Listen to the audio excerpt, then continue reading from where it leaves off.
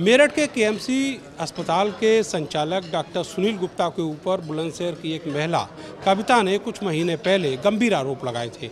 आरोप थे उसकी किडनी चोरी करने के। ये भी कहा गया कि उसकी यहाँ पर इस अस्पताल में सर्जरी हुई है जहाँ पर डॉक्टर सुनील गुप्ता प्रैक्टिस करते हैं, लेकिन अस्पताल का कहना है कि वहाँ वो 3 दिन तक एडमिट रही थी। सर्जरी के कोई प्रमाण उसके पास नहीं है। बावजूद इसके 156(3) के अंतर्गत एक मुकदमा बुलंदशहर के नरसेना थाने में दर्ज कराया गया था।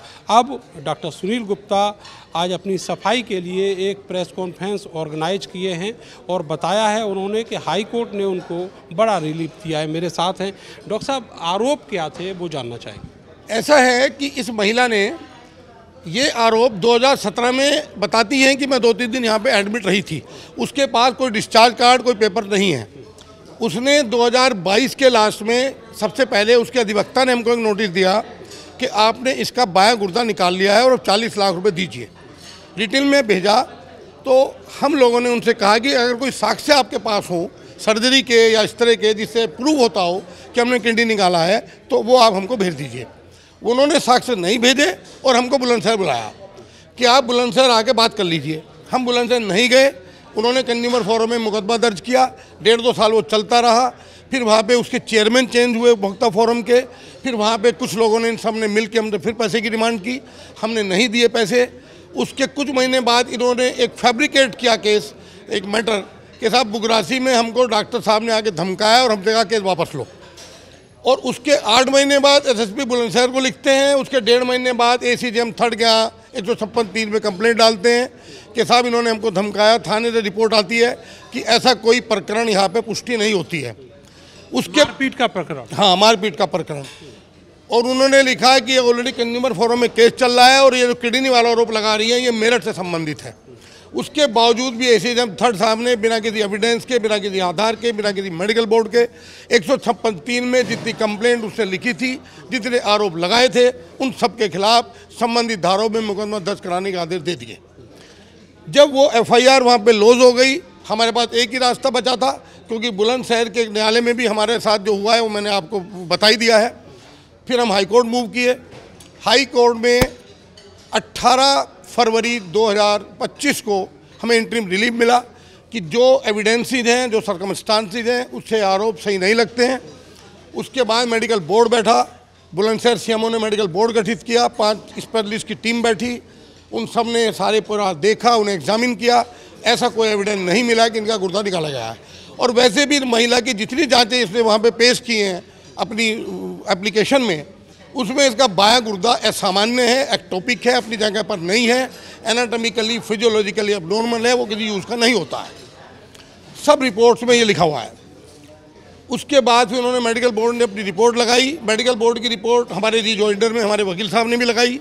फिर जो आईओ है उसने उस मेडिकल बोर्ड की रिपोर्ट के बेस पे सारा पूरा इन्वेस्टिगेट किया। हमारे यहाँ भी वो आए केएमसी में, उन्होंने भी अपनी एफआईआर लगाई 24 अप्रैल को।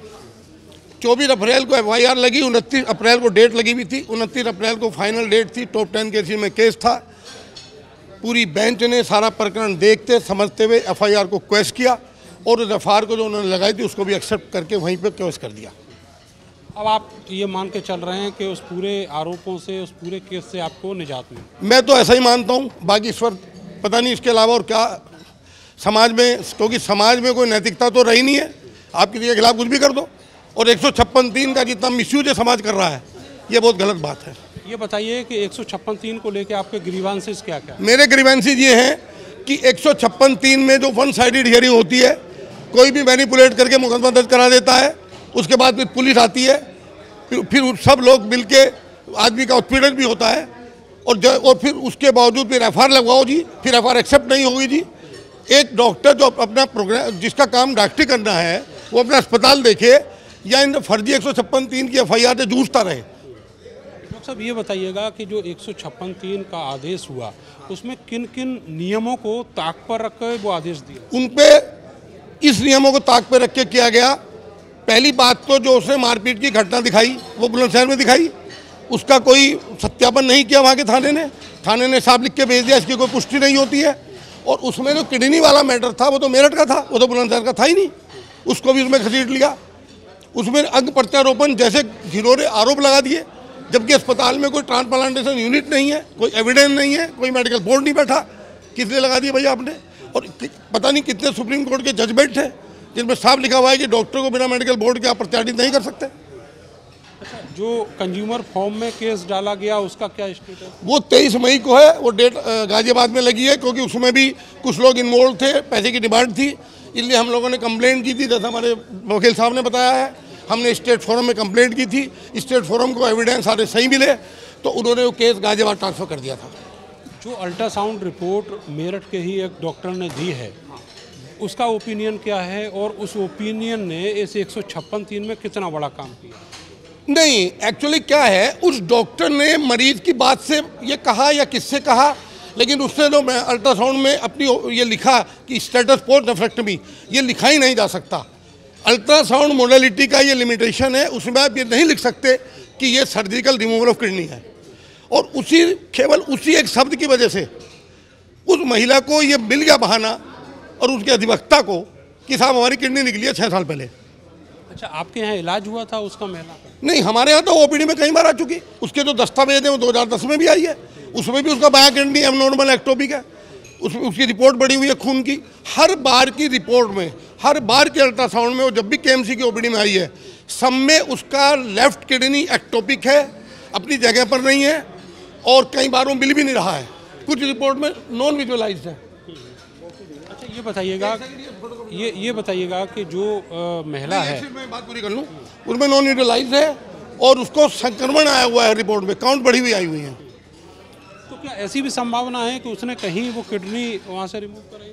मैं इसके बारे में इसलिए कुछ नहीं कह सकता कि वो 6 साल कहाँ रही, कहाँ से इलाज कराया, क्या किया, लेकिन जो मेडिकल बोर्ड की रिपोर्ट है, जो बुलंदशहर के सीएमओ ने मेडिकल बोर्ड गठित किया है, उसमें वहाँ पे कोई निशान ही नहीं है जहाँ से किडनी निकाला जाता है। There is no scar mark. क्या माना जाए कि उसकी किडनी निकाली, नहीं निकाली, या फिर किसने निकाली, वो तो अलग की बात। एक्टोपिक किडनी कई बार एट्रोफी हो जाती है। थोड़ा हिंदी में बताइए सर। एक्टोपिक किडनी कई बार सबसे ही खत्म हो जाती है, अपने आप ही खत्म। इन्फेक्शन से, क्योंकि उसका फंक्शन तो होता नहीं है, मतलब एबनॉर्मल होती है। और फिर अगर ज़्यादा भाई कंफर्म करना है तो उसका एक बार किसी एक्सपर्ट लोगों की टीम से उसको ओपन करा के देखा जा सकता है। अच्छा, जिन लोगों ने आपके ऊपर आरोप लगाए थे, क्या उनके खिलाफ कोई कानूनी कार्रवाई आप करने जा रहे हैं? देखिए साहब, अभी ये this is not the right time. अभी तो मुझे मैसेज वही मिला है, ऑर्डर ही मिला है। अभी तो हम जरा मंत्रणा करेंगे अपनी लीगल टीम से मंत्रणा करेंगे, ये सब करेंगे, उसके बाद में तय करेंगे क्या करना है। लेकिन अगर आप मेरी जगह होंगे और आपकी 4 महीने तक बेइज्जती होगी, सोशल लॉस होगा, मोरल लॉस होगा, मेंटल लॉस होगा, मरीज आके कहता हो इमरजेंसी में दिखाना आता है, कहते तो आप तो किडनी चोर हो। इतनी आप बेइज्जती अगर झेलेंगे तो एक आदमी को क्या करना चाहिए, आप बताइए मुझे।